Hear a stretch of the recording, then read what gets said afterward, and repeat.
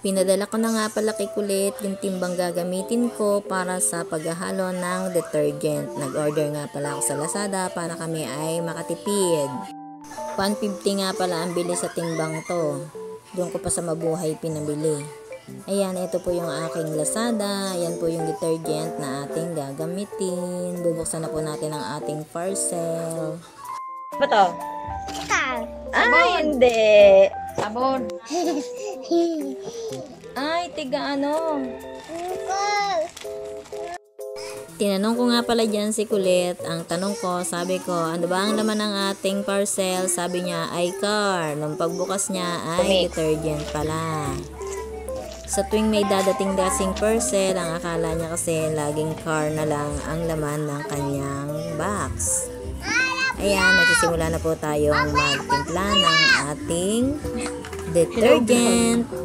Puno nga pala itong timbang to. Ang timbang ng laman na ito ay nasa 16 liter nung sinukat ko po. 16 liter na tubig. Yan po natin titimplahin yung tatlong plastic na yan.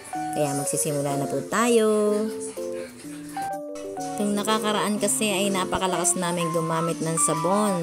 Ito nga pala ang gagamitin namin para sa washing machine. Kaya naisipan kong bumili uli para makatipid po kami. Nasa 200 plus nga lang pala ang bili ko nito kaya bumili na ako. Minsan kasi nakakabili ako nito ay 300 plus.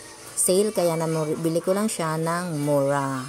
Sa susunod pala nabili ko ay dishwashing naman kasi malakas din kami sa dishwashing. Kaya susunod magtitimpla na lang din kami.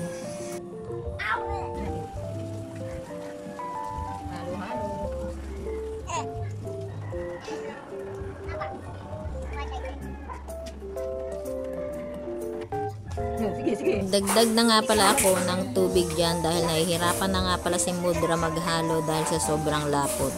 Kaya kung gagawa kayo nito, tansyahin nyo po yung tubig na ilalagay po ninyo.